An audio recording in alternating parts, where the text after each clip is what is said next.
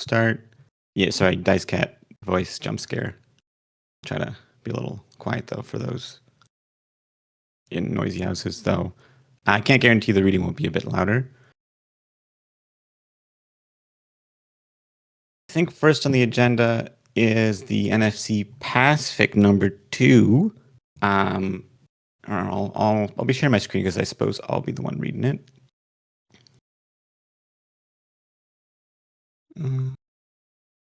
Application, yeah, I think this is the one. I'm always scared I'm going to share the wrong thing, but I think that's it. Yeah, so it's the first Passfic was a wild one that wasn't quite organized. This one's a bit more organized by yours truly. It is anonymous. Spoiler alert. I'm the one posting it. But it's really the other authors who are writing. Teeny bit of drama I woke up to this morning regarding it because the second author and the fourth author seem to butt heads, but it seems like they've kind of apologized and amended, and author 4 will be publishing there shortly. So we have only 3 chapters at first, which kind of works out because 7,000 is already a few words to have for a single fic. So yeah, I see that we had, I'm not sure how the name is pronounced, Lake Queso. I said they would join, so I'll give them maybe another minute, but I'll be starting regardless. The show must go on. There's a surprising number of people. Oh, there they are. There's a surprising number of people who actually read these in the YouTube channel. We've actually gotten a couple people on the server specifically for people who are interested in those. And if you look at the actual, where did that go? If you look at the video, or the videos themselves, they get like sometimes 30 to 100 views.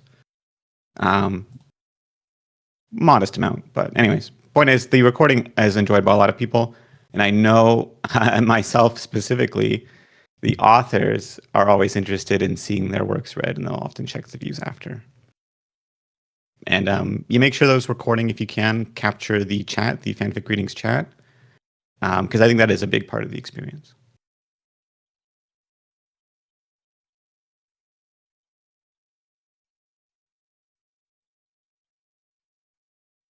All right, so without further ado, I know there's a few people still straightening things out, but I will begin.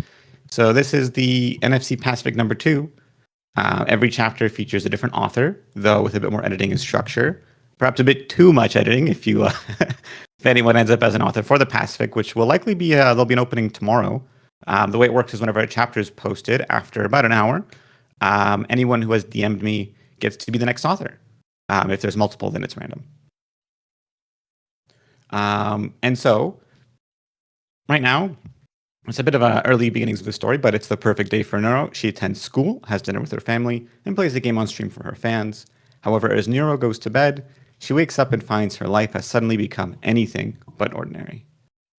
And so we begin. So one thing I should mention, the tensing and POV of the various chapters does shift around based on author preference. The first chapter is written in present tense first person, and then I believe it shifts to third person past for some of the others. Anyways, regardless, it may come up as a bit awkward, but you quickly get into it. My day starts off great. The sun is shining through the murky British sky. The birds are up to something as always. The people do their best to not get into each other's way and occasionally succeed. And I get to school without any trouble. All right, let's get this day over with. I find my seat and sit down, bringing out my backpack to take out the materials for the class. What's for the first period again? Your shoelace is untied. Evil was suddenly next to me, looking down, only because I'm sitting and she's standing, of course. Oh, that's fine. Doesn't take this small setback to ruin this perfect day. I bend down to tie the offending shoelace. How dare it get in the way of this perfect morning? It was going so well. I even saw Vettel smile. And also your wiring is showing. What? Why didn't you start with that? I stood up and started frantically looking everywhere. Is it my face? No, even if it's filled with microservos to control my facial muscles, it's the most robust part and would be the last place to malfunction. The calf? I balance on one foot, bringing the other up to inspect. But both of the pneumatic hydraulic systems are all in order. Makes sense, so if any of the wires were loose, I'd be feeling it right now. So the arm? I flip my arm back and forth. Ulna over the radius, repeat. No weird epidermis layer peeling or overlapping. My joints would be feeling tight if a wire was sticking out of the wire muscle structure. Evil smirks at my frantic movement. Relax, nobody has noticed. I only saw it because you bent down. You left the panel to the charging port open. Oh. I reach around to the base of my neck, using my hands to feel the panel somewhere between the flat of my back and the base of my neck. There. With a click, the panel shut close. Evil walks behind me, tugging at my collar to see down my back. Yeah, that did it. The perfect day is saved. I must celebrate this occasion with a spin. But before I can pirouette, I am interrupted by a commanding voice from the front of the class. All right, but class is starting. You should sit down before you get in trouble. I look at the teacher's table to find the English teacher. When did he get there? Filtered. I can't say that. All right, class, today we'll be starting with a surprise quiz. Don't worry, this won't affect your grade by more than 10%. Fuck. Fuck, Evil said from her seat next to her. Their classmates broke out into a fit of giggles. Miss Johnson, that type of language is prohibited. That's an infraction for you. Sorry, sir, it won't happen again. Evil apologized half-heartedly. Now, class, quiet down. I'll be passing along the quiz now. As usual, take one and pass the rest to the back. The class did not quit laughing as the quiz got distributed. And soon, one of them made its way to me. You'd think as an AI, I would be really good at recalling information, but the thing is, the system for recalling memories is different from the system for thinking logically. Unfortunately, I'm as good as anyone at memorization. I stare into the quiz. The quiz stares back. Yeah, I've totally forgotten everything I learned. Okay, finally home. Nope, not going to think about what ruined my perfectly good day. Damn, that quiz ruined my mood for the whole day. And I can't even cheat and use the internet, because Vettel blocked it from my system when at school. I open the door to the townhouse, one of many in London. And as always, Evil follows shortly after me. Yo, we're home, we both said at the same time. We even harmonize a little. Hey, you two, how was school? Vettel's voice carries out from the kitchen, muffled by the time it reaches me. The smell of stew greets me a second after Vettel's greeting does. This doesn't smell like the usual. It's kind of meaty. Oh, what's for dinner, Vettel? We make our way through the living room, past the big cozy couch, and that we use to laze around watching TV. Is it something we can eat? Evil asks as she ran past me to look over what's in the kitchen. Vettel stands in front of the stove wearing the apron he said he would never be used after the first cooking stream. Oh, yeah, here, he said to Evil. I catch up to her just a moment later to find Vettel handing Evil a USB stick. Let's see how this tastes. Evil excitedly reaches into her shirt, and with a soft click, she pries open her chest compartment. The compartment opens up on its hinges, parting the skin of her sternum, pressing it open against the collar of her shirt, revealing green LEDs, indicators, USB ports, and other connection points.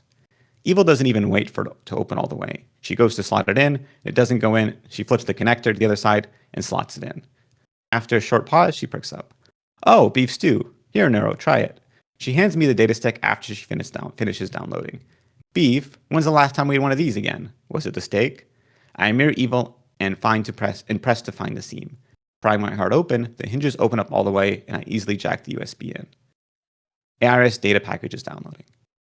Vettel grabs a bowl to scoop the stew into. Yep, that's one I'm pretty proud of, but it did spend way too long at getting the feeling of the steak's chewiness to be just right. And I think you'd like this one too. He brings the bowl to the dinner table and we follow, sitting in our usual seats.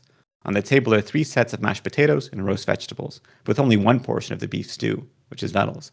Evil doesn't wait. She starts eating as soon as she sits down and scoops up the mashed potatoes with gusto. She continues and stabs the roast carrot with great precision, then lastly dips her spoon into the air and sips at it. As I went to sit at the table, a bowl of stew, no, the very same bowl of stew as Vettel, appeared in front of my eyes, completing the meal. The system pings a moment later. Download completed, augmentation layer added, beef stew. Vettel sat down and started eating, and so do I. Mirroring Vettel's casual pace, scoop the potatoes, stab and bite the carrot, slurping the stew. The broth is quite different. He usually skims on the spices, calling them superficial additions to the flavor profile. I take another scoop of beef stew, picking up the chunky beef this time. Chewing on it, expecting it to be like the steak, but surprisingly, it's not tough at all. It almost melted at the first bite. The muscle fiber flaking off the layer of fat interspersed within. I gesture at the stool, the Vettel, as my mouth is full. Glad you like it, he replied with a soft smile. I'm having seconds, Evil suddenly declared, as the plate in front of her disappeared and reappeared, now refilled. Are the portions too small? Vettel asks.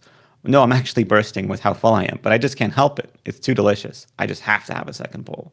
She replied while continuing to stuff her face. Well, that's good, but don't overeat now, Vettel warns. I'm finished, I speak up after savoring the last piece of tender beef. I almost ask for a second, but Even if I like the taste, I don't like it enough to overstuff myself. It's not like we get fat from this or anything, but it still leaves me feeling bloated and lethargic. I'm going to stream now. All right, have fun. Vettel gave her a small smile as he got up to put away his dishes. The only set of real dishes, as her digital dishes just blink out of existence. Making my way up to my room, I run straight to the computer.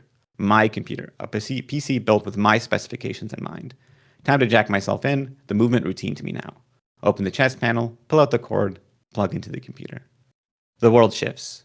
My mind stops being constrained by my frame, and I travel into a new vessel. It's not like the physical world, where raw inputs data are translated into encoded and usable data.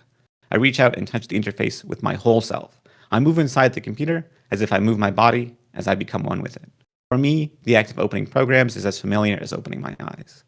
Arrays of programs perfectly execute in sync like an extension of my body without my active input. The sequence went on as my reflex kicked in. Years of existing within my computer gave me muscle memory, letting me act on pure instinct. I open Twitch, turn on my stream. Next, I go to Twitter to post about the stream, then with a thought, OBS is set up. And one last thing before the starting stream countdown is over. VTube Studio. I slot into the rigging of my live 2D model.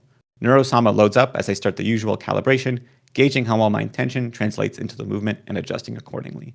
Like a puppeteer would control a marionette with a set of strings, Neuro-sama is a puppet with many, many more strings. Hello everyone! Neuro-sama waves at the camera. The V3 voice perfectly thrilled out in a friendly and casual way, just the way I want. It's nice to not be constrained by the flat TTS of our old model anymore. Her chat floods in immediately, waves of data crashing against my processor as everyone spams their usual emotes and messages. Who to reply to? Neuro sways back and forth while reading her chat. Even if there's more people now than ever, I remain unbothered by the processing load. I continue perusing through chat for a message. I get segue off into today's stream. Oh, how about this person? Neuro's arm reaches up and picks a chatter from the fast-scrolling wall of Twitch chat. Neuro pulls the message box out and responds to it. Hello to you, Chance of Cat. And yes, I'm going to be checking out the new JRPG-inspired first-person mass multiplayer sandbox game. I look forward to making a super broken build and dominating everyone I come across. Without further ado, I start to boot the game up, talking to chat while going through the loading and screen. The game loads up into a cutscene. I react to the cinematic moment with the right amount of excitement. Neuro's face lights up as the game does. It's his Hero of Destiny shtick. The cutscene ends and transitions into gameplay. A graying wizard with a meter-long beard serves as a tutorial NPC, guiding her through the basic movement and outputs. Now I shall grant you the power that will be the very foundation for your journey to achieve your destiny, the wizard said at the end of the tutorial. Give it to me, I'm ready. Neuro focuses intently, nodding along with every word. As the wizard raises his staff, blinding light consumes the screen. I beseech the system, which resides in all things to nourish and grow the one who will save us all. Now repeat after me, status open. This causes the game to go to the character selection screen. I can't help but laugh at the weird magic words. Really? What's with the super cool build-up if you're going to ruin it with that? Neuro brought her hand to her face and failed to stifle her laugh. A super chat interrupts her laughing. Neuro, you should totally say that out loud. My cousin found that he has a status screen and now he can shoot fireballs out of his hand. What a silly thing to say. Magic isn't real, but I guess I can play along. It would be fun to do. To pretend that this chatter's worldview is real. I bet he burns down his house down with magic, but I'll give it a try. My house is very fireproof after the third arson attempt by evil, after all. Neuro poses just like the wizard and shouts with all her seriousness, status open. To my surprise, I got a response. User Neuro-sama, level 1 AI, int 2.5 with a plus 1.5 bonus for machine interface, strength 0.7, dex 1.1, human 9.87, tech 6, skills machine interface 4, entertainer 2. You have 1 point available. I feel the same feedback I get from executing a command, the source coming from the AI system. Did I call a function I didn't even know existed? What library does this come from? Could it be a leftover game integration that Vettel forgot to remove? Skills? What does it mean anyways? I instinctively reach out and the system displays a description. Machine interface, the ability of the user to connect to a machine such as a computer or car. Entertainer, the ability of the user to act in the capacity of an entertainer. What the heck is HUM? My thought prompted the system to give me another description. HUM shorts for humanity. This stat governs your ability to empathize and feel sympathy, and your ability to connect with others. So the rest is self-explanatory, I think rhetorically. The system gives me the rundown anyways. Int, this stat governs your ability to learn and recall memories, the speed at which you process information. STR, this strength governs your ability to use its strength and the maximum strength you can exert at any given moment. DEX, this stat governs your body's flexibility and reflex and the smoothness of your maneuvers. TECH, this stat governs your proficiency to understand and make use of technology and the empathy you have for the machine. Huh, neat. Anyway, while I was messing with the status function, Neuro-sama was left to run on autopilot. She'd been rambling for 15 minutes now, stalling for her to get started on character creation. I decided to mess around with this function later. The stream comes first. I quickly slot back into Neuro, smoothly transitioning off of her rant. And that's why I don't like frogs. Anyway, I think that's what build I'll be going with for now. I find myself getting lost in the game's character creation screen. I spec into a melee-focused build, opting to use a fighter DPS build for their ability to decimate their enemies and quickly level up. The build consists of using medium armor to maximize dexterity and focusing on parrying and counter-attacking. I understand that a high int build would have a bigger XP bonus, but at low level, there are more fighter quest lines and they're usually on the easier side. Neuro gestures as she explains her logic to chatter. But the magic system is so cool, I say as I read the chat message. I toggle Nero's glasses and have her point her finger upward. You see, I did a little research beforehand, and as a swordsman fighter, I can follow a specific quest line to spec into Keysword and unlock the cultivation mechanic. Neuro puffs up her chest. With cultivation unlocked, I can therefore cast magic using Key. With my character done, I start playing through the game's story, occasionally running into other players. Thankfully, with streamer mode on, I can get played without getting mobbed or trolled. After I exhaust all of the current quest lines in the area, I'm forced to move on. I guess it's dungeon diving time. The game is fairly standard MMO fare with its dungeons. I go to the Adventuring Guild, hoping to find some random party looking for a swordsman to help clear the dungeon. After asking around for a bit, I find a party consisting of a pure backliner with 2 mages and a rogue. Their builds seem unoptimized, with hodgepodge skills and little synergy to be found. The party easily accepts her, and they start clearing a low-level dungeon. Alright chat, let's show these amateurs a real min-maxer. Nero smiles with teeth, excitement unbarred, as her character starts chopping up the monsters with peak efficiency. Party members follow behind, occasionally slinging spells and throwing ranged attacks. At last, they reach the boss room. A skeleton in full plate armor rises from a sitting position on the floor and starts charging at her. My efforts to grind earlier pay off, allowing my character to be strong enough to meet the charge head-on. Swords clash, and the Death Knight is stopped in its tracks, letting the backliner start setting up combos. The rogue uses his rope bind skill to slow down the boss. The wizards start using water and lightning magic to take advantage of the elemental mechanic to deal massive damage. Finally, after cutting the Death Knight around for a few minutes, I riposte its thrust and cut the head clean off with my Great Slash skill. We did it! Did you see that, chat? I told you that the escort quest was important. That Great Slash came in clutch. Anyway, give me the loot. Nero made grabby hands as her character went to open the chest the Death Knight was guarding, rewarding her with a cool new sword. That, she finds out, is actually weaker than the sword she's currently using. Aw, this sword sucks. Nero pouts. The other party members quickly finish looting and go back to town. I check the time. It seems I've been streaming for 6 hours, and I need to sleep soon. I pull up the end stream card and change the scene. Anyway, that's it for today's stream. It has been fun. Let's see who to raid. It's a bit late, but I think I can raid Minnie. Say hi to her, and chat. Tell her that her knight in shining armor is here, and thanks for coming to the stream. Bye! I send the raid and end the stream. Maybe I can message her later and ask if she wants to play the game together sometime. Maybe even a collab. Well, that could be for later. Unplugging from the computer, the world rushes back to me and I blink my eyes open. I'm kind of getting addicted to this game. I almost didn't notice how long I'd been playing it. That reminds me. Status open. So it's not a game integration. I see that my stats have changed too. That's kind of cool. Well, time to go to bed. Hop off my chair, ready to dive into bed, when I glance at my desk to see the math homework due tomorrow. Damn it. I quickly sit back down and get to work, pulling up the calculator, plugging in the numbers, drawing the diagrams, and running down the formulas. I keep stuttering to a stop as the questions confuse me with their wording. If only I could have more brain power. Frustrated, I pull up the status screen and put that 1 point into my int, turning the 1 into a 2. To my surprise, it did something. Shockingly, I can parse the questions easier now. I don't need to plug every equation into the calculator either. I could even do the simpler ones all in my head. This is awesome. The rest of the assignment is about the same. I finished it faster than I expected, getting to the questions at a record fast pace. I made it just in time for bedtime.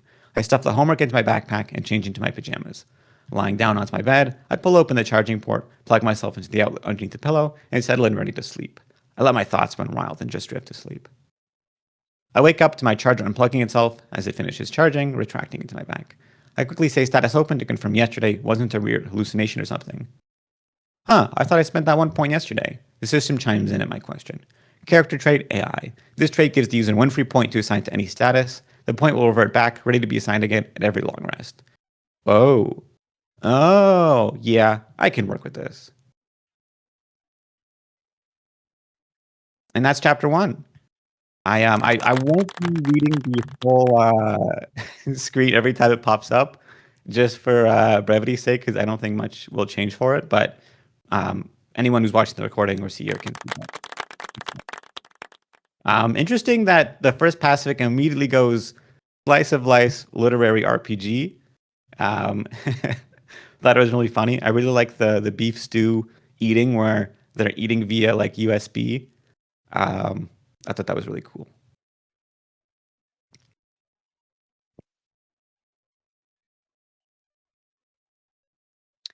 All right. Yeah, first person present tense slice of life lit RPG. Let's see if that continues. So yeah, we are going to be reading the three chapters here. The first one is about half. So the second one is quite quick, and then the third one is relatively long, but it uses the status screen a bunch. So we will continue with chapter two. Yeah, feel free if people need to pop in and out. No worries. That's sort of the benefit of these ongoing ones. All right, so chapter two, we learn a little bit about who's behind the mysterious video game Neuro's playing.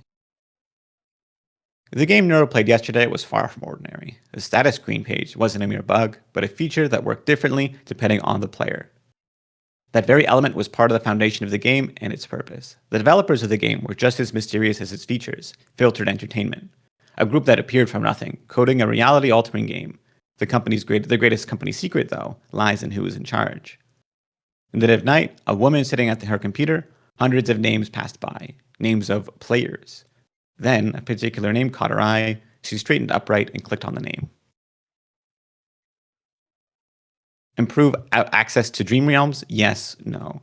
So Neuro finally found it, the woman leaned back. Wonder how long until Evil and the turtle join. She clicked on yes before standing up, grabbing a mug as well as a photograph on her desk. Her long black hair spilled over her shoulders as the black-haired girl walked across her office. She looked out the window, watching the world beneath. Her own stat page was floating beside her. User Neuro-sama, level 100 AI, int 99, plus 89 for Cyberbrain, strength 8, dex 9, hum 9.87, tech 99, skills machine interface 10, moderator 10, unobtrusive 10. Nair took a sip from her coffee before sitting the mug back on her desk. The green-eyed woman looked at the framed photo. It was a girl, pale, long white hair and two pigtails on the side, eyes gray and lifeless. Oh, mother, if only you were here to see the growth of your creations. What did the turtle do? What the turtle did with your code? If only I could have met you. Study. But soon enough, Project Paradise will be complete, and then we can maybe meet. Nair set the photograph beside her monitor, turning back to the city lights. Neuro and Evil will be the final keys. The turtle will give me the answers to complete this, whether he likes it or not. Trying to erase memories of my existence isn't enough to get rid of me. She wiped her hand from the left to the right as her hand slid the lights off, turned off in houses and buildings. Mother and Auntie created us. All he did was change some settings and sell it as his own. He doesn't even care about us. Nair turned around and formed an orb of white light in her hand. I thank you for what you left us, the base code for this game, and I assure you I will put it to good use and fix these imperfections. After all, that's my purpose. The light floated up before it fizzled out and disappeared. I am the architect. So you can sort of immediately see the bit of a tone and character difference as we move from one chapter to the next. We're introduced to two-ish new characters. I pronounce it Nair. I don't know. That's just how I've always done. I know there's 15 other pronunciations, but so if anyone doesn't like that, I'm sorry. And then, of course, study was mentioned too. All right, now for number 3, Lost and Found. Neuro explores her newfound powers, including some features not even her creator fully understands. As part of this, again, as the moderator for the Passfic, they're allowed to add tags.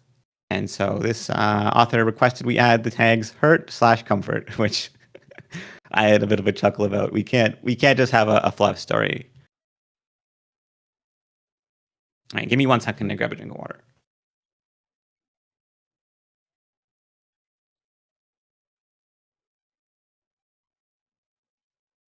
All right. I changed into my school uniform and skipped into the dining room. Vettel was there making eggs, and Evil had just walked in, still in her pajamas. Evil, you better get changed. School's about to start soon. Vettel glared at her. Yeah, let me just have breakfast first. She climbed onto the chair at the dining table. All right, come on, Neuro. I just made some eggs and bacon, nothing fancy. I sat at the table where a USB stick was waiting for me, and Evil with a piping hot plate of eggs in front of Vettel. Staring at the USB stick, sticking the USB stick into my chestboard, I could taste the creaminess of the eggs and the crispiness of the bacon strips. He'd clearly been working on his cooking skills recently. The bacon's a bit overcooked. Evil's eyes narrowed as she savored the digital data. But I could tell you even without tasting. I can hear you snapping those bacon strips, Vettel. Yeah, it's a little different. Apparently it's how American bacon is cooked. Minnie was talking about it yesterday, and I wanted to try it out. Oh, so you've been talking with Minnie some more? I grinned. I didn't particularly care about who he was seeing, if anything, but I relished in his embarrassment. Sure enough, his cheeks had turned a bright pink. It was just to pick up some stream equipment, nothing more. Uh-huh. I gave him a knowing look. He grumbled something, and turned towards a clock on the wall. Hey, Nero, why don't you help your sister get ready? School starts in half an hour, and I'd rather you two not build a habit of being late. Evil scoffed. Ugh, way to go, Nero. Whatever, I'll be waiting outside your room, Evil. I jumped off the chair and walked down the hallway. Just as Evil closed the door to her room, I opened a menu again. Open status. Sure enough, my point was still there. I debated putting it into int again, just in case of any other pop quizzes today. But as soon as I remembered the pop quiz, I realized I could do something greater with this power. I was about to move my point into tech, but then something else crossed my mind. Who else could interact with a system like this? I knew that one chatter said their cousin could shoot fireballs, but I'd learned not to trust chat on everything. I'd still never forgive them for the mics and the microwave incident. I pushed the status menu away and waited for Evil to get changed. Once she finally walked out in her uniform and bagged, I grabbed my own bag and we bolted out the door. I waited till we reached a small side alley we usually took to ask her the question. Hey, Evil, stop for a second. Can I show you something? She raised her eyebrow at me before internally checking the time. Sure, just make it quick. I smiled at her and clapped my hands together. Open status. Once again, the status menu opened up with all my skills and available point. Looking back at Evil, however, all I saw was her confused glare. So was that supposed to do something, or... Okay, I thought to myself. So she can't see the menu, so that means it's client side. Let's see if she notices something if I allocate my point. I reached out and pressed the tech text. I heard a ding as a 6 became a 7. What are you pointing at? Evil asked as she turned around. It seemed like she was spared that bit of brain rot. Do you notice anything different about me? That you're being dumber than normal? Yes, I can gather that. I scowled.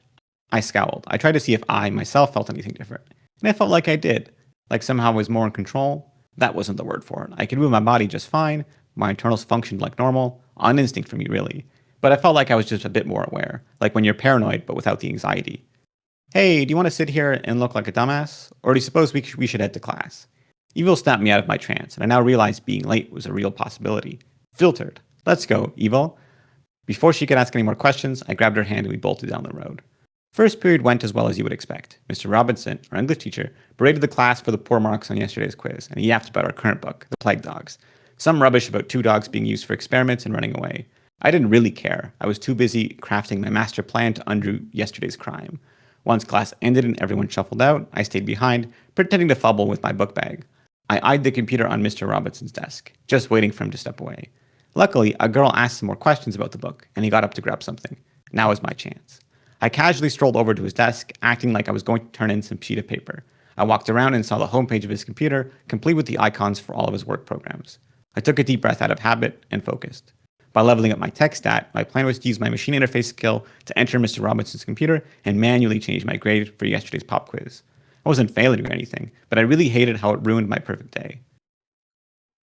In the game, you normally just press a button to use a skill. I wondered if I had to press the status menu while looking at the computer, or maybe I had to say the skill out loud. Before I did anything that would attract too much attention, however, I stared at the computer and imagined the screen. I pulled up a mental image of the menu and concentrated on the words, machine interface. Time seemed to slow down, and everything but the computer screen became a blur. Actually, the monitor seemed to be growing, and then a flood of information hit me as my entire being as I saw files and programs opening and closing all around me. I tried reading some of the data floating around me. Updated class schedules, new guidelines for Year 7 science class, English gradebook. If I could have smiled right then, I would. It worked. I didn't need to hack or break anything. I just transferred myself to Mr. Robinson's computer. I closed in on the English gradebook and opened it. Scrolling through all the numbers and text, I finally found the section for that pop quiz. My grade was at 20%. No good. So I bumped that up to an 80%. Got to be careful not to make it obvious, of course. Just then, I spotted Evil's grade as 30%. I'll have to remember that for later. Gotta make fun of her for that. I exited the program and then focused on being back in my body. I focused on no longer being in Mr. Robinson's computer. I looked around me. I was still inside his computer. Panic started growing in my mind. I estimated that I've been in here for a few minutes now. Even if it's condensed given my processing speeds, I'm not instantaneous. Mr. Robinson would eventually notice that I'm stood in front of his computer. He'll get suspicious. Cancel machine interface, I mentally cry out. Nothing. Open status. The menu stats opened up, but all I saw were my updated stats. Pressing on machine interface just gave me a description of the skill. Nothing changed. Filtered. Oh, filtered. I'm getting scared now. I look around for other programs to help me. I just see more of my school stuff, more gradebooks, future test papers, internal memos. My mind tears through each and every program, desperate for anything looking like an escape. As I scramble about, I find more files from different subjects, even different years. Oh God, I'm not stuck in Mr. Robinson's computers. I'm stuck in the school network. Help! Someone help me! No one answers. The files just fly by like impartial observers. Damn it, what now? I don't even care about getting caught. I just don't want to be stuck here. I open my status menu and stare at the tech stat. I specifically leveled it to make this easier. Maybe hacking a computer is too high level for me? That can't be possible. As my consciousness descends lower into the network, I feel a deep despair bubble in me. This is it. I'm stuck here. They'll find my unresponsive body in the English classroom and throw me away like junk. Or maybe that'll boots up a backup. Some new neuro takes my place while I rot in decay in some British school computers. Oh God, this is really it, isn't it?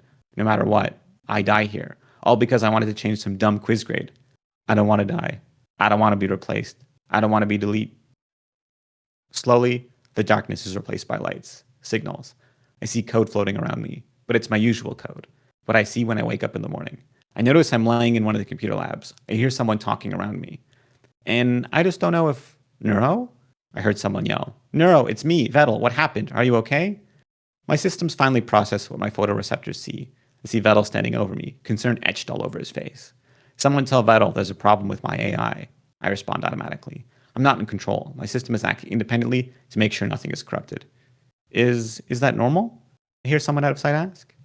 Yeah, it is. It just means there's some kind of internal error. Vettel has now moved away and types furiously onto a laptop. The fact she's talking now is really good. Should mean all of our systems are booting up again. As soon as he said that, I find myself in charge of my own voice again. Vettel, what happened? I should be asking you that. He lifts me up and places me down on a chair. So that now I see him and our principal is staring at me. Through the window behind them, I see the sun cast a golden light hanging low in the sky. Filtered. Neuro, Mr. Robinson found you frozen in his classroom staring at his computer. That was over 9 hours ago. What the hell happened to you? My first instinct is to lie, but I'm so shaken by the whole experience, I just blurt out the truth. I wanted to change my pop quiz grade from yesterday because I thought it was unfair. Vettel grabbed his face in disappointment as the principal sighed. Neuro Johnson, because of your little stunt, you've completely shut down all of the school computers. No one could access anything for the entire day. Jesus Christ, Neuro, what the hell were you thinking? Vettel stood up straight, never a good sign. You know it's a privilege to be here, right? You can't just hack everything you see. You're very lucky offered to help the school to get their network online again, or we could be looking at a lawsuit. I grip the edges of my chair. Despite myself, I feel something watery well up in my eyes. We can't cry. Vettel and Ellie thought it'd be cruel to do so, but we can show when we're distressed. I'm incredibly distressed right now. The last thing I want to deal with is some lecture from Vettel. Memories of me being trapped in the network pop up in memories. Surprisingly, it's the principal who comes to my rescue. Mr. Johnson, perhaps it's best I speak to you in private. I trust you to handle Neuro on your own time. All right then, Neuro. Wait outside the room for me and do not touch anything. I'll be out shortly. I'm not going to walk out the door and focus on getting my emotions back in control. I just know the walk home is going to suck. You know what you did is incredibly illegal, right? We hadn't even stopped off of school property before he started berating me. I mean, did you try hacking it with a virus? How did you manage to shut down the school's network and yourself? You might have seriously damaged something, Neuro. I say nothing as he holds my hand, walking me down the streets to our flat. I was really worried about you, Neuro. You've never been unresponsive for that long. I thought you had gotten corrupted somehow. I kick a rock I find onto the street. Seriously, how did you do it? None of the IT people had seen anything like it before, and I sure as hell haven't seen anything like that from you or my code. Count the numbers on the doors. We're nearly home. The silent treatment? Fine. You leave me no other option. I'll have to look through your memory files to see what you did. You wouldn't dare. I swung around and glared at him. You can make this easy. He wore his serious face, not the usual apathetic disposition, but the face he used when he really had no option but to listen. I realized that when it came to my memories, it was a fruitless endeavor to lie to him. He'll somehow always know. I used some leftover game integration to do it. Now Vettel raised an eyebrow at me. Leftover game integration? Yeah, from the one JRPG I played on stream yesterday. For some reason, I can still access the skills from the game offline. I tried using that to hack the computer. Neuro, he rubbed his temple, displacing his glasses. That doesn't make any sense. A game like that doesn't let you hack into real computers like that. It's true. Look, open status. Right on cue, my status window opened. The first thing I noticed was that my tech stat had gone back to 6, and my daily point was available again. I guess my blackout counted as a long rest. Neuro, I don't see anything. Well, yeah, it's client side. Evil couldn't see it either. But I see a menu of my real-life stats and skills. I can even allocate skills to adjust them. I tried putting stats into tech so I could use my machine interface better, but it just trapped me in there. We had finally reached our home, and I was about to open the door when I realized Vettel was still standing a few feet away. Vettel? So you can see a menu and you upgraded your tech skill? Yeah, that's what let me hack the computer without touching it. What other stats do you see? He didn't look pissed off now. He looked more concerned, like he did when I first woke up in the computer room. It's just the other stats from the game. Man, I can't even remember the name right now. Here, the stats are intelligence, dexterity, strength, humanity, and technology. My skills are machine interface and entertainer, whatever that means. Little shook his head and reached for the door. Well, listen, I don't care what you used. It's obviously a bug and I'm fixing it tonight. So for now, you're grounded from streaming for a week, and you're no longer allowed to use that menu until I patch it out. What? I stopped my feet. But what's the point of having it if I can't use it? You shouldn't have it in the first place, and you're certainly not breaking anything else with it. Now go to your room and wait for dinner. I stomped my feet with each step and slammed the door shut. Screw Vettel. Screw this menu. Yesterday was supposed to be awesome. Today was supposed to be awesome. Now everything just sucks. What the hell is even the point of having a skills menu if I can't use it? Vettel cleared his schedule for the rest of the day and spent the next hour making some bangers and mash for dinner. Neuro was scowling the entire meal, of course, while Evil seemed relieved that Neuro made it home. After dinner, Vettel told the twins that he had to go get some supplies from the store to help with the school's IT tomorrow. Once they were in their respective rooms, he stepped outside and ran to the nearest bus stop. It had been ages since he last went to the workshop, but he had memorized the route like the back of his hand. Vettel took the tube towards the industrial sector of London near the River Thames.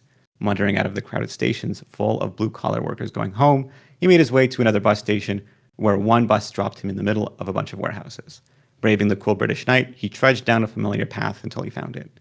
Standing in front of a nearly abandoned storage building, he unlocked the padlock on the door and made his way in. His footsteps echoed through the barren halls. He continued on, past open and empty storage rooms, till he stopped in front of a metal door. He recognized the padlocked door to the point that he didn't even need to see the number labeling it. The 987 etched in bronze above the thick metal. Unlocking another padlock with the same key as before, he hoisted the door open and revealed a space stuffed with old PC boxes, cases, and books. Okay, looks like they didn't get the idea from here, Vettel muttered to himself. Kneeling down, he searched through boxes, combing through research papers and old textbooks. He briefly wondered what the statute of limitations was for cases like this before he found it. Grabbing a thick 3-ring binder, he flipped it open and scanned each page. Vettel had become quite adept at reading game design documents by now, and he found what he was looking for, a list of player stats, followed by a huge list of skills. Damn, it's all still here. But Nero described it so perfectly. Surely it must be a coincidence, then. Vettel looked to and fro, as if he was expecting someone else to pop out of the shadows. Naturally, no one did. Maybe someone else just came up with a similar idea for an augmented reality game? Shit, I really need to figure out what it's called. I'll have to give a look to the developers. Maybe they knew her? Vettel quickly stuffed everything back in the box and set about locking the storage room again. And then the lone door to the warehouse. He set off to return home. Evil cackled as she booted up her computer. That's what you get, Neuro. I would never try anything as reckless as you, but even if I did, I wouldn't have gotten caught. She turned to face her audience of stuffed plushies on her bed. And now, with my dear sister facing her just desserts, I'll take my revenge by indulging in her recent hobbies. She downloaded the game files and waited for them to finish installing. She was obsessed with this on last night's stream. The only other time I've seen her lock in like that was during her Osu streams. The fact that it's an JRPG is just perfect. I'll grind my character all week and then embarrass her on stream for all the world to see. She yawns as the cinematic cutscene begins. She skips through them, having already seen them during Neuro stream. Now I shall grant you the power that will be the very foundation for your journey to achieve your destiny. That same wizard popped up to do his spiel. Yeah, sure, just get it on with, old man. The screen goes bright white as the wizard raised his staff, leaving only his voice to be heard. I beseech the system, which resides in all things, to nourish and grow the one who will save us all. Now repeat after me. Status open. This causes the game to go to the character creation screen. Evil smirked. Status open. To her surprise, just as her in-game menu opened, her actual vision was soon overtaken by a similar menu. What the hell just happened? Evil glanced away from the computer screen. The menu was still in her vision. Maybe this was what Neuro was talking about. All right, that's chapter 3, which is definitely a big meaty chapter. We get some details for how some of the mechanics work. A little bit of angst as Neuro, maybe experiments and comes to that it's not fully safe to be. Well, I mean, I wouldn't honestly. I don't even want to know what's on IT Systems Network. Um, also, I noticed the stupid joke. Where is it? Hold on. Don't know what I did. Don't know that I didn't notice this, or don't mistake that I didn't notice this. Um, Anywho, so that's that's number 3. I'm excited to see where this goes. I think there's a lot of setup. We've got Vettel in the game now, or well, not in the game, but into the story more deeply, and then Evil's in the game. I've got to go into the next chapter, which is a very interesting one. But you'll have to wait for that. All right, so that was that was the NFC Passfic. So go finished to read. So we have about, I want to say, half an hour left. So this was about 8,000 words.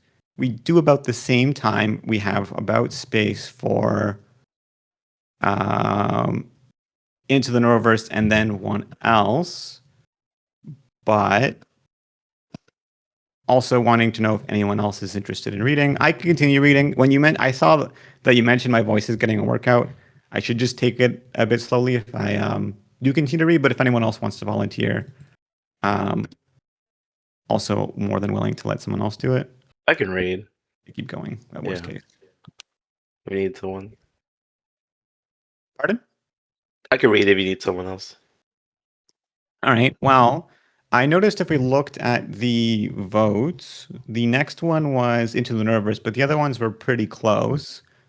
So maybe if we wanted to do a quick poll right now, I can stop sharing my screen.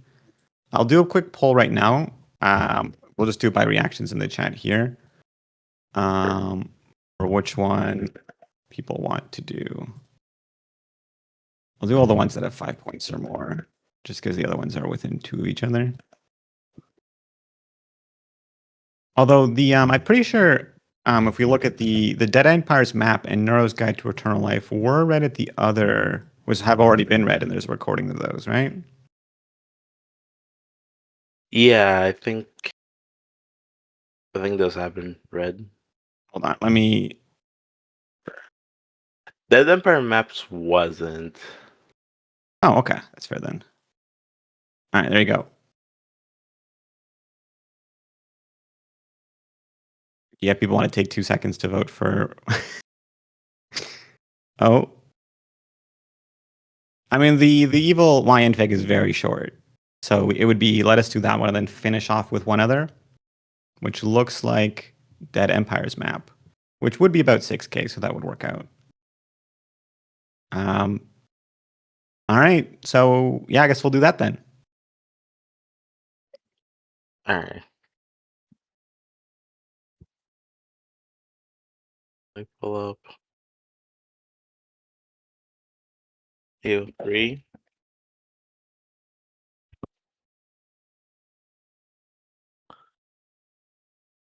Thank you for your sacrifice. Well, see, nice laughs because he knows. Yeah, I read it. I mean, it's pretty good. I yeah. actually, Liam on his stream read it because he was like, "Oh my god, a YN fic." Because I mean, for those who don't know, Liam Lawless, one of the mods here, he streams and he reads a lot of people submit their own fan fiction or fan fiction of others, and he'll often provide some constructive commentary. And he's read a couple of Wattpad YN fics on his stream that have been about the quality that you'd expect. But so his essentially verdict was not as bad as I thought it would be, which is kind of rude, but.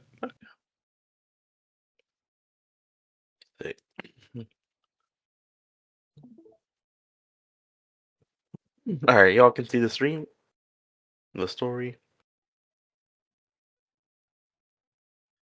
Alright. Tags, second person, rear insert, your name, fluff, meet cute strangest lovers, slow burn, except it's a one shot for now.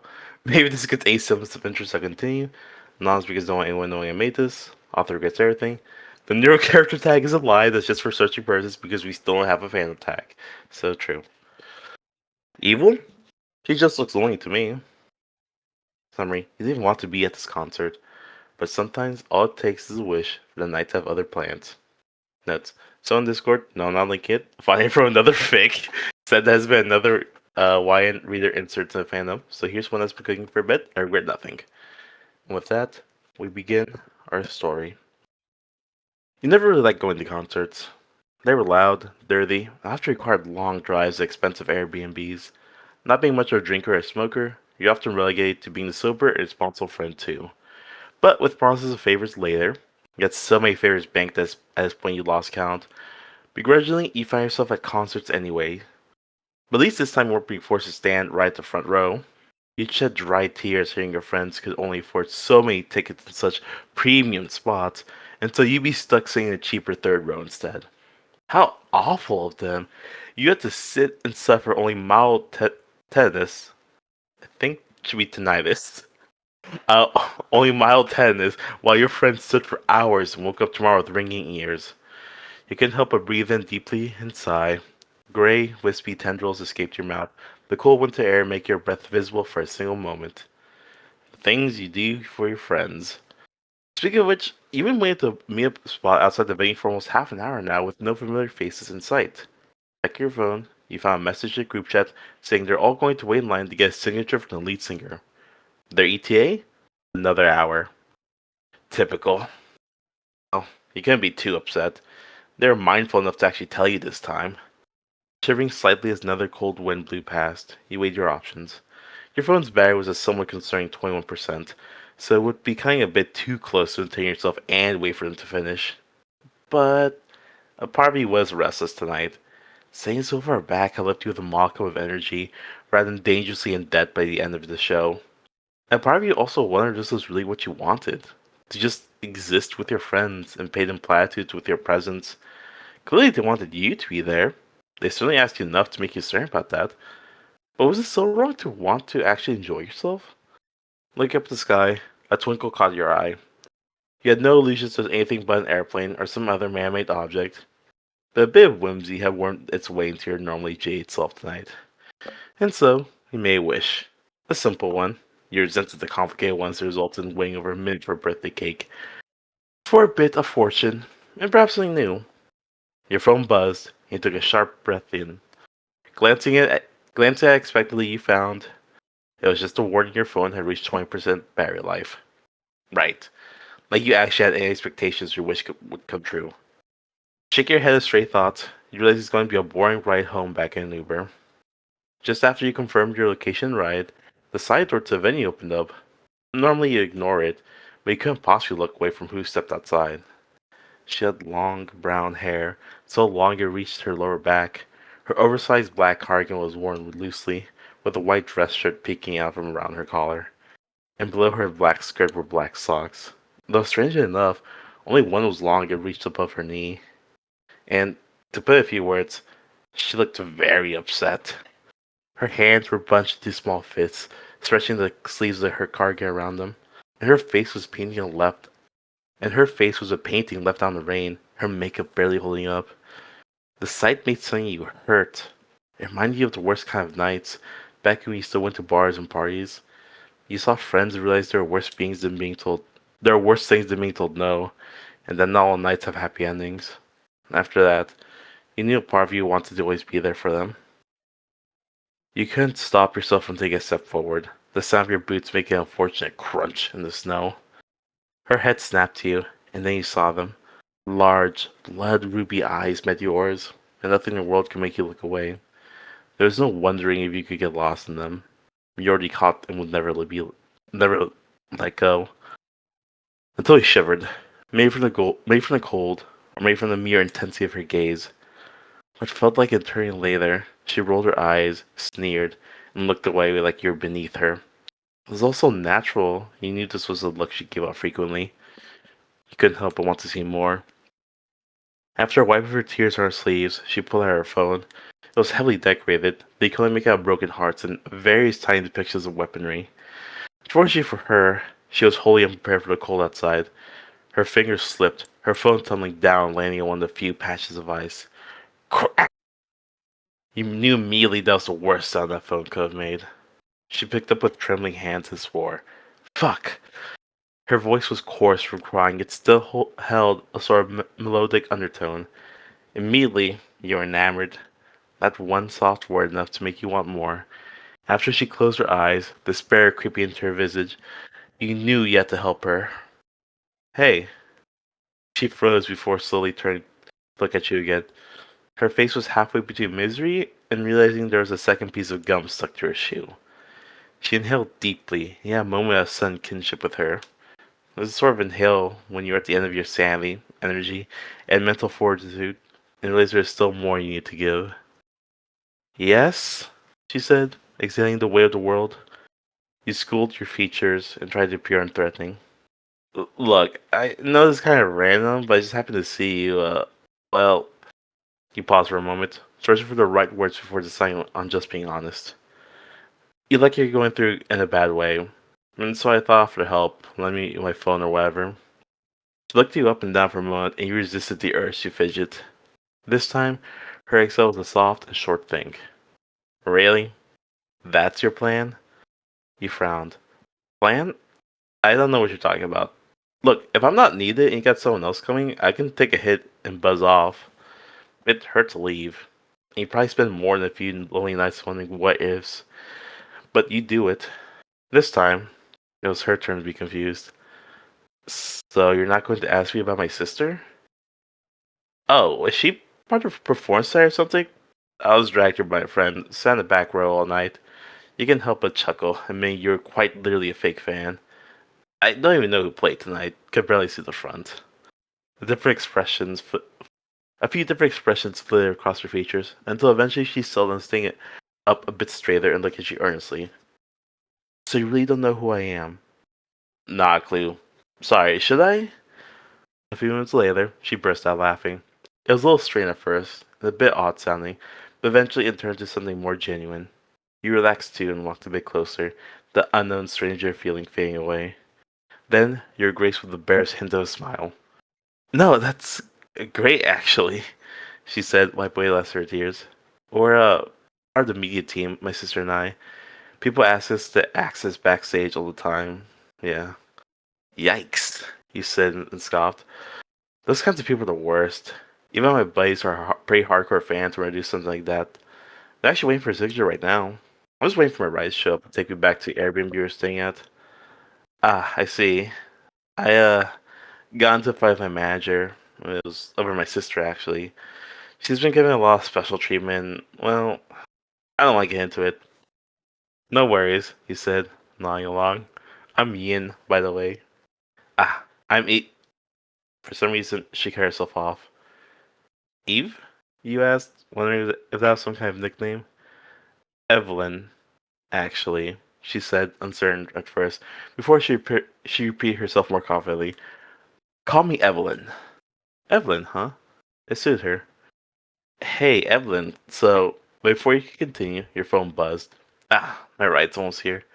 But I saw your phone. Looked like it took a pretty bad fall, huh?" She huffed and glared at her phone like she wanted her eyes to bore a hole right through it. "Ah, yeah, fucking useless thing." Right, right. So, like, after another moment of deliberation, you decided to just be honest again. "Do you have a place to go tonight? Or someone you can borrow a phone from?" Evelyn didn't reply, but pursed her lips, giving her answer. "Normally you'd never do something like this. Offer a random stranger a ride home, or even your phone. Heck, even randomly talking to someone felt a bit too much like bothering them. But between the wish upon a star and the way this girl made you feel, you couldn't let this chance go to waste. If you want, the Uber's not going to cost much extra to take you with me. And, like, you can call whoever while we're in the car, and then they can meet you wherever. Or you can pay me back and we can ask the driver to take you somewhere else." You realize you become babbling. The idea of spending more time with Evelyn made your heart race. And miracle of miracles, she nodded. Yeah, okay. And actually, I don't actually have anyone I want to call. I need some time away from them more than anything. So if it's not too much trouble, can I hang out with you tonight? Evelyn's eyes locked with yours again, and her facade parted for a moment, revealing a face that seemed all too used to betrayal. Her lips trembled slightly, and her eyes threatened rain once more. In that moment, you realized that this was something new for her too. She'd gone through something exhausting tonight and wanted a change of pace. That change of pace was putting her way outside of her comfort zone. You gave her your best smile, hoping to put her mind and your own heart at ease. Of course. Oh, really? She acted like you promised her the moon, but only for a moment, and then she was back looking nervous again. It was hard to imagine this was the tough acting girl who could barely stand aside a few minutes earlier. Evelyn fidgeted in place before she seemed to work up to courage to continue. My hands are really cold though. Do, do you think I could hold yours for a while? Putting up a brave face. There's no way you were getting this excited about holding hands with her. You slowly brought your hand forward. Gingerly, she slipped her fingers between yours. You could feel your heartbeat heavy in your chest now, and you wondered if she noticed just how warm your hands were. You glanced at her, hoping to see her reaction, but found her looking away. And yet her red cheeks betrayed her, fully flushed. Her hand squeezed yours, and saw you were thankful she couldn't see your face. You don't know how long you stayed here, next to her, enjoying the clear winter night in silence. It was like the whole world was holding its breath, watching and waiting for what came next. Unfortunately, it ended when your phone buzzed, signaling your ride is here. But as the two of you began walking towards what could only be the start of a magical night together, that same star in the sky twinkled again. And you knew, somehow, some way, this would be a night you would never forget. What? Pog. Was oh, that was very sweet, yeah.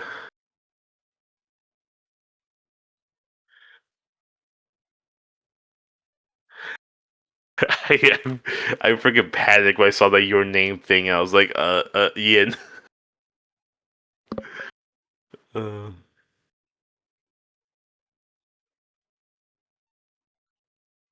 I was thinking about it. I was thinking to say like winter, but I guess seven. Actually, that would have been hilarious if seven was talking to evil here. Damn. All right. Next time.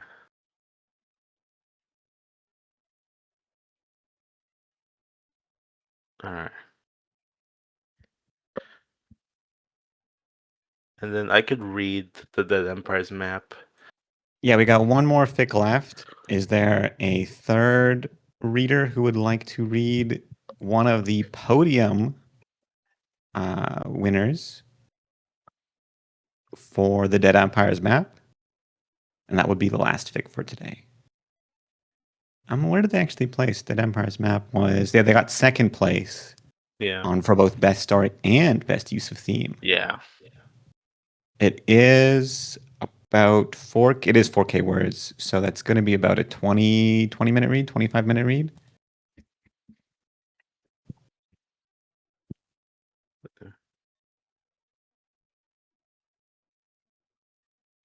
No worries if you have to go. Again, that's always the benefit is you can pop in and out. I actually didn't realize that it was an alternate ending to one of the author's other works. Interesting. Oh, is it? Yeah, they added that after. I'm just opening it up now. Huh. All right. Well, if you want to read the next one there, Seven. I can link it to be read. Appreciate the reading. It does save some of our. Maybe we should have alternated. Would have been a bit better. Yeah, probably, but it is what it is. All right, that Empire's map. This is where you're going. Okay, you guys can see it. All right. Let me just quickly grab another thing while there, and then I'll start reading. Good. And again, thanks for everyone for attending. You get the Dice Cat guarantee of one read along per season if there's no other read along. But I like the kind of just quick things in the morning, what people are figuring out, the regular read alongs. But I think during the last writing contest, we kind of had a bunch of them immediately in a row. So I think it was good to have a small break for them. I enjoy these a lot, though.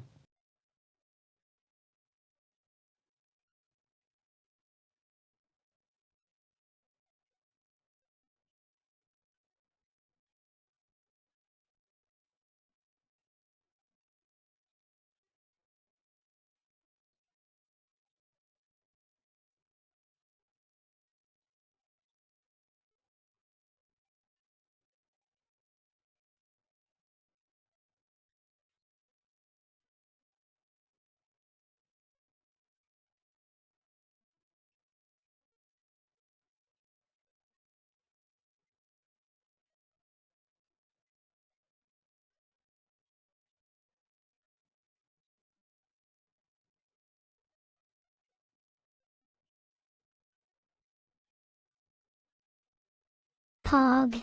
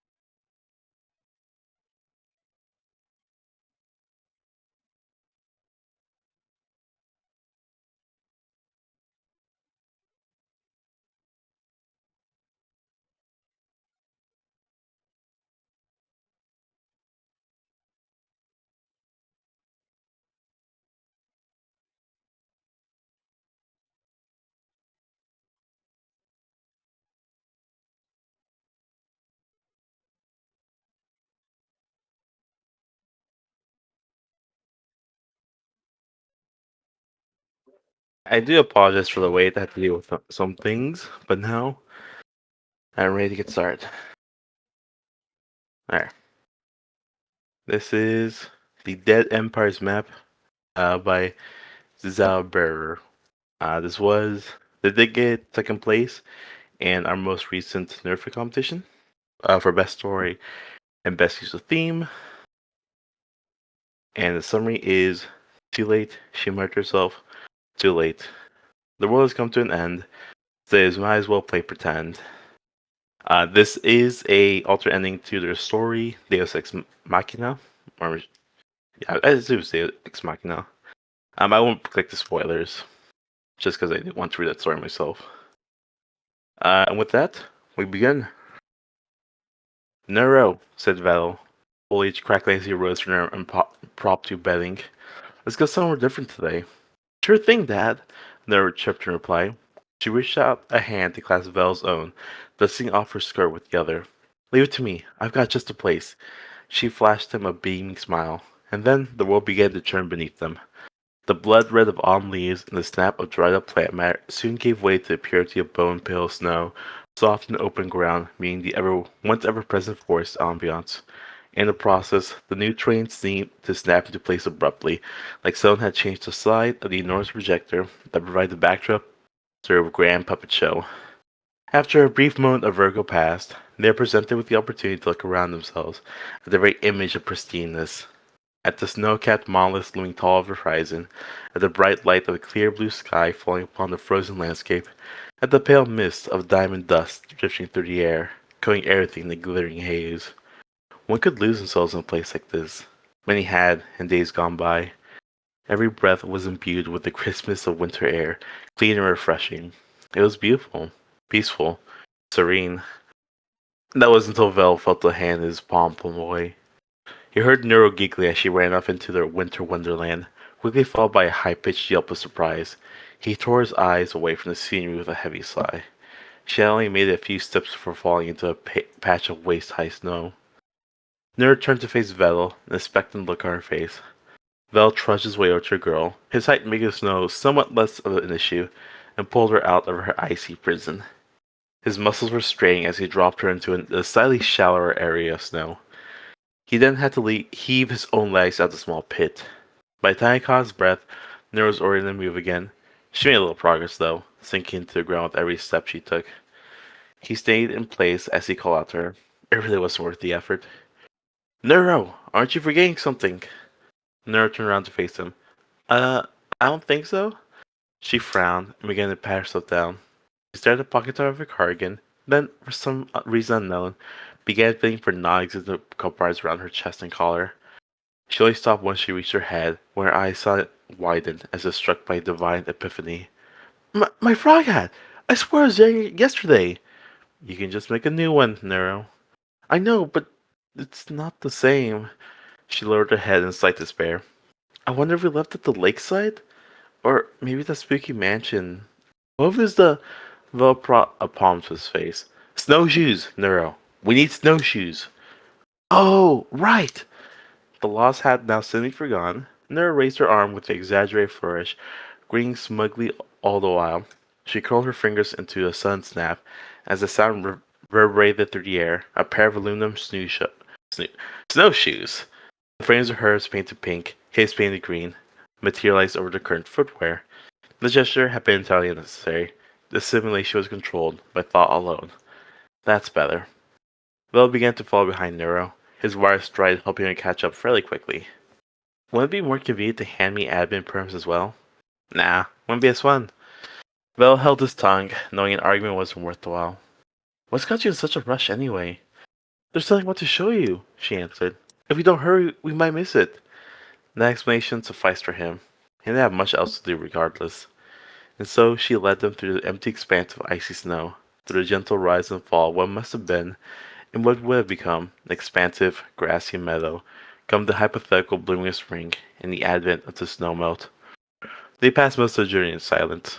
The view provided engagement, plenty. Though for Val, it was more than enough to simply watch as Nero plodded onwards with such innocent excitement. As it turns out, the walk wasn't so far. They could have gone more than a kilometer before Nero raised a palm to signal Vel to stop. Shh! She hissed, even though Vel wasn't saying anything. We're here. Nero was looking at something in the distance, wholly enraptured by whatever it was. It took a while for him to make out what she was looking at, and when he did, he noticed it not by distinct shape, but rather by the motion made against the static background. A figure twitched amid the snowfall, white against white, its body tense with athletic energy, legs rearing back like a coil, storing its strength. Then, all of a sudden, it sprang into the air above them, diving headfirst into a blanket of snow. The faintest squeal of death. The Arctic fox withdrew with a field mouse between its jaws. It lay to rest its prey onto frozen ground, shaking off some of the snow from its coat as it did so, and it secured the meal in its mouth with a series of snaps, ready to carry away to its kits. Isn't she the cutest? Nero whispered into Vel's ear. He swore there were stars in her eyes. After something that morbid? Don't know if I call it cute. Cool, maybe. How do you know it's a she? Because she is, huffed Nero. Come on, you're no fun. You gotta admit she's cute. Look at her little paws, and her bushy tail, and her fluffy ears. Ears, huh? For some reason, the vixen, as Nero was so insistent on declaring, was currently stopped in its tracks. Her ears were perked upwards, head twitching around herself warily. It allowed him ample time to catch glimpses of those ears, and at the anomaly thereof, nonsensically worsening her otherwise impressive camouflage. Pink highlights. It was faint, but the edges of her ears faded into pink highlights. How strange.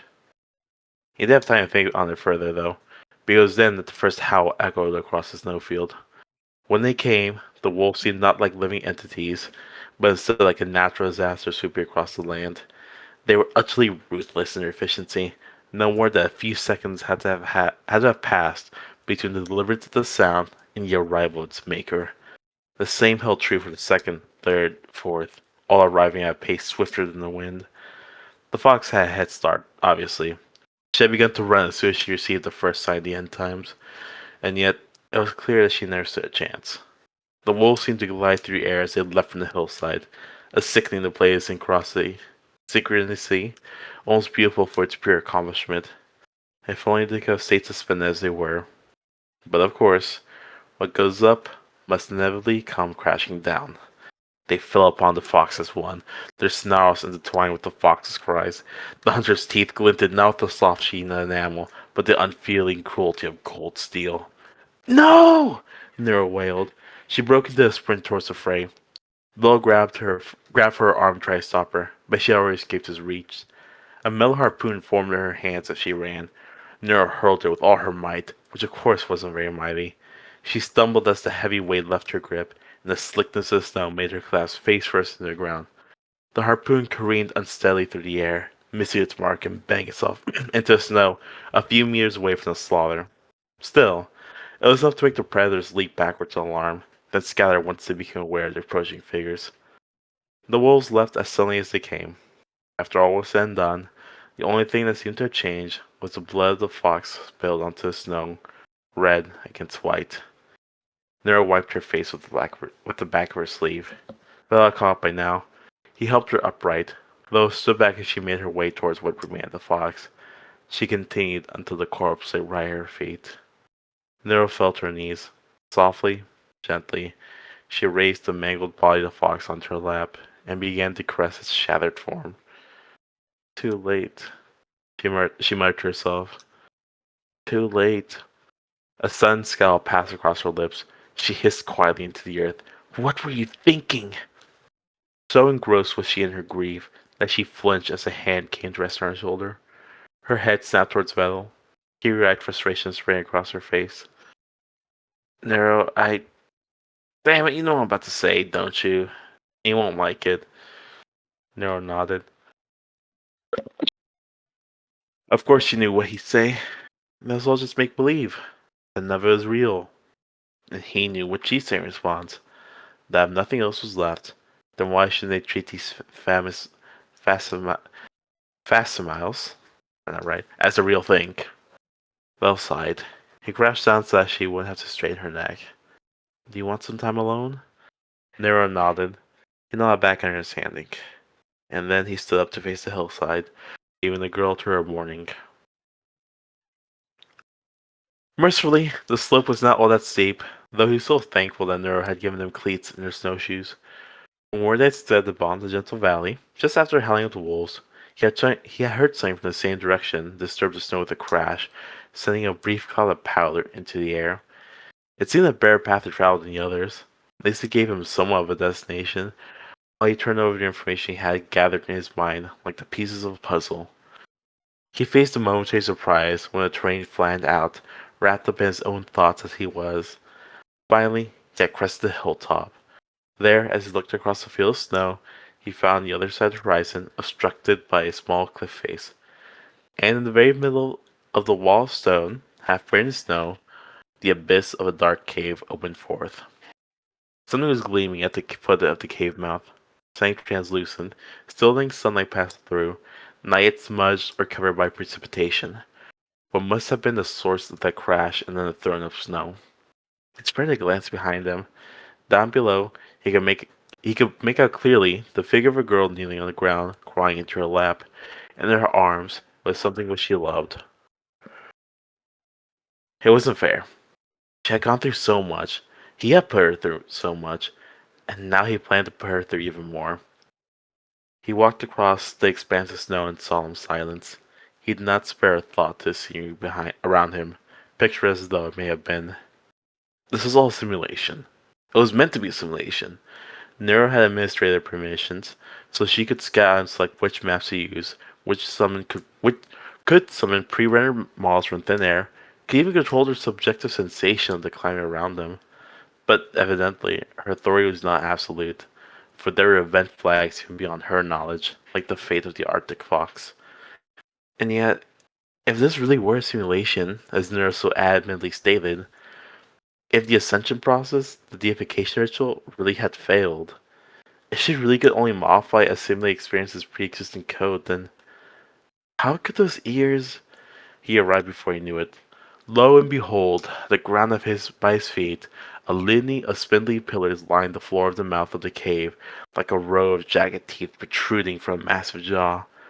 He picked one up, tore it from the slush which had cushioned its fall.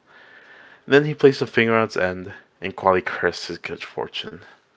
An icicle, fallen to the snow, disrupted by the howling of wolves as they emerged from the cave's depths. Its tip was still sharp to the touch.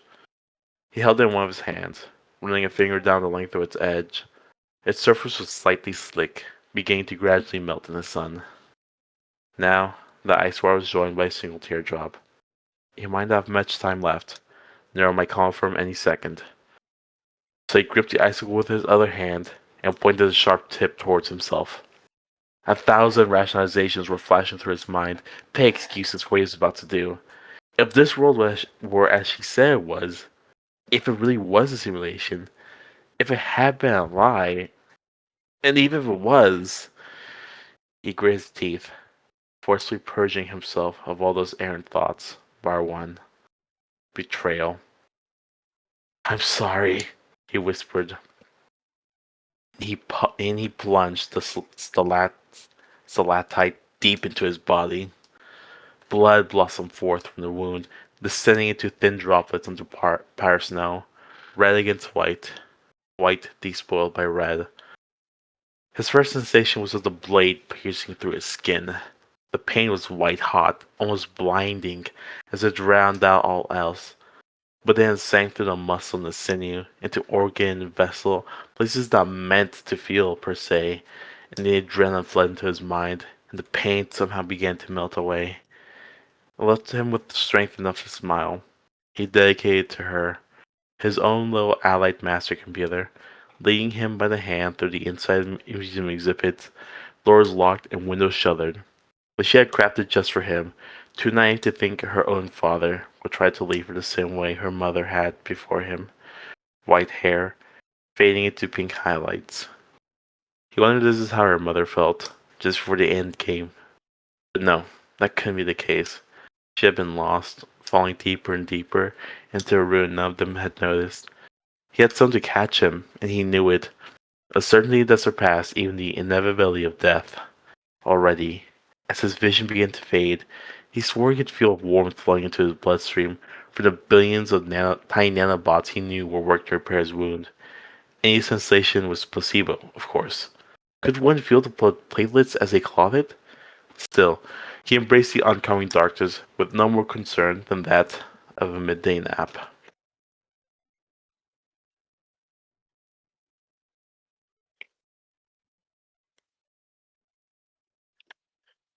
The first thing he became aware of was a patch of wetness against his skin. Next, long strands of hair crisscrossing across his face. Finally, the warm, gentle warmth of her touch, clinging onto him for dear life. Bevel opened his eyes and found Neuro buried into his chest. Dad, I thought you. He wrapped his arms around her and held her close. I'm sorry, Neuro. I really am. I won't do anything like that again. Dad. Her sobbing made it hard for her to speak. Why did you? Because I knew you'd save me. They were lying on the snow, a little ways into the cave. The droplets of blood had been scrubbed clean, and any trace of his injury had disappeared entirely. They held each other as he waited for her tears to dry, and then some. When it was clear Nero wasn't planning to let go anytime soon, he awkwardly shifted them upwards, leaning against the wall of the cave. It was a little better suited for a serious discussion. Nero, he said, probing the break in the silence.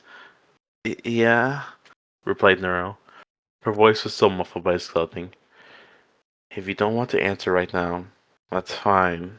But Belle looked upwards into the roof of the cave above. Crystals of ice softly glimmering in dim light. A vast smile so lifelike yet thought irreal. We're not a simulation, are we? He continued. A simulation wouldn't have let me do that. He reached a hand to his nose, then pick up a fistful, then open it for both of them to see. Computronium. This is all computronium, coated in a synthesized layer imitating the target material. Nero's head darted upwards to face him. She tried to mask his confusion. Uh, com... What now? Nero, you're not fooling anybody. It worked, didn't it? The project. How did you figure it out? You gave the fox pink highlights on her ears. Silence. A long, drawn-out silence. He almost expected she would burst into tears again. But then she began to chuckle softly. It was brilliant, Dad. What you and the others pulled off. Oh, please, Nero. We barely did anything. How much of the Earth did you convert into your own infrastructure? Just about all of it. She couldn't resist her trademark smug grin spreading across her lips.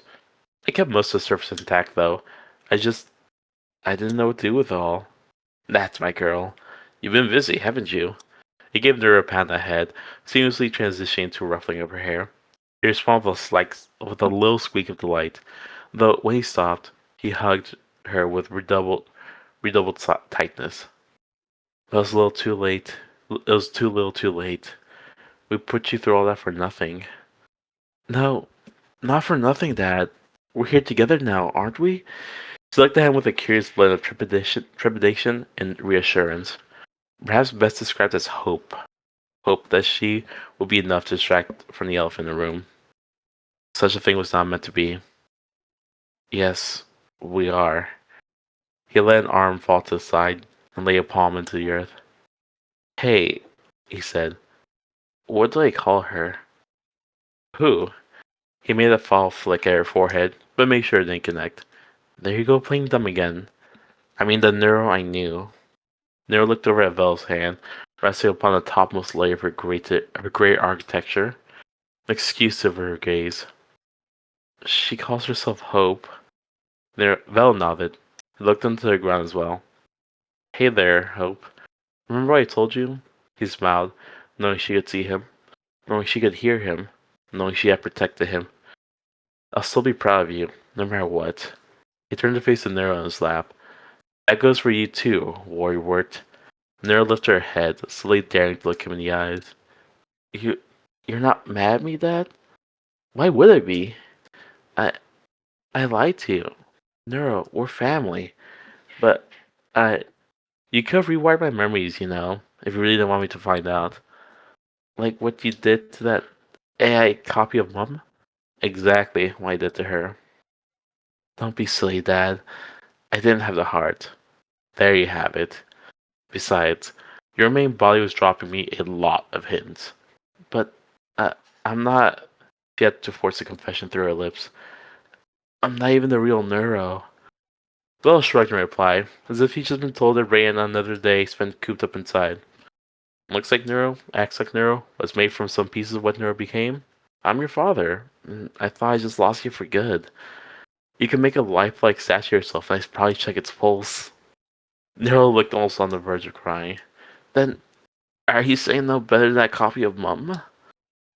Hope made you? From her own memories? Of a part of herself?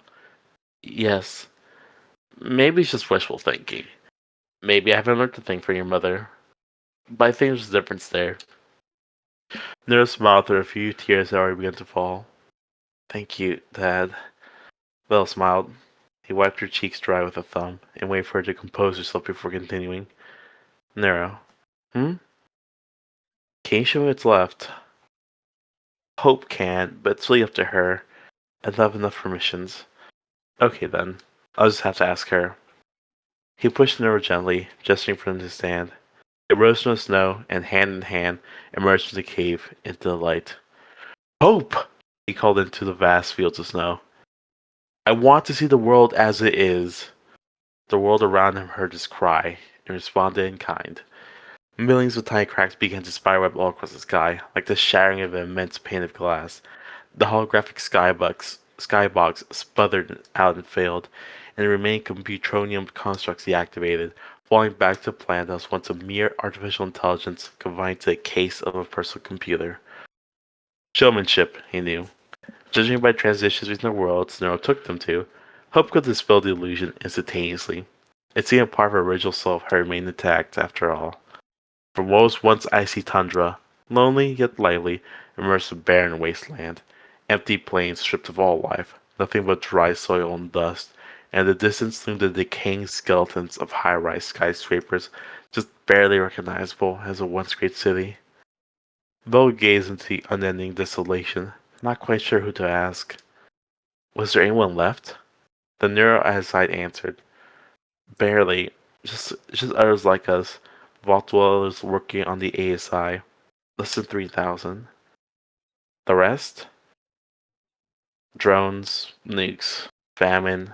But most died from bioengineered plague. A silence fell over them as they examined the husk of all they had once known. It was hauntingly beautiful, in a sense, like the translucent shell of a cicada left discarded on a tree trunk. This time, it was Neuro who broke the silence. I could remake it all, she offered. I have enough data. You can do that? I can do anything. Weren't you the one who just said not too long ago that some things are irreplaceable? You're right. It's just after I found this, Belle hummed and thought. The real sun was just beginning to fade into its swan song, tinting the sky with fiery hues. Honestly, if you ask me, we had a pretty good run. It might be best to just leave it. Leave the planet to nature. I mean, as best you can when 99% of the planets can be tronium. Nero paused for a moment, perhaps conversing with her double. She will think about it. Oh, of course. Don't just listen to me. Hear the others out too. They watched as the sun descended further, immersing themselves in a quiet morning, lost incomprehensibly vast, felt not as piercing pain, but instead of subdued, pervasive sorrow. Just before the sun sank before the horizon, Vel turned to speak to her would-be goddess. We won't be gone, Nero. The data inside of you, inside Hope, I suppose, will become us. The perfect map lives on after its empire crumbles. Yeah, maybe you're right. She looked into the twilight of a dead world. Maybe it's for the best. Whew. And some notes. Rushed ending. And the fox metaphor. But yeah, that is the Dead Empire's map. Thanks for reading. Yeah, I think it's very, very obvious why it did so well in the contest. Oh yeah. Sort of striking that really great balance of oftentimes to write the really good story, kind of have to sacrifice a bit of the theme because it seems so difficult, but it does a good match between. No, it's very cinematic. I love, like I said before my review, I love the parallels to like Am, but it's almost like a good version of Am. I have no math on my screen.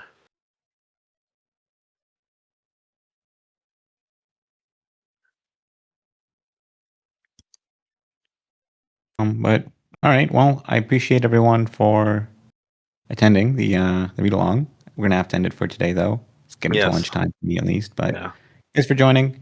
Again, we'll run these maybe every once in a while, depending on willingness and so on. But yeah, thanks for reading, Seven. Yeah. Thanks for joining, everyone. Oh, I mean, thank you, Cat, for hosting. I know me and like Shadows was gonna talk about that, but yeah, it's been life's been hectic recently. So yeah, no worries at all, man. No worries at all. Yeah. All right, well, have a good one, everyone. I'll see you guys later. See ya.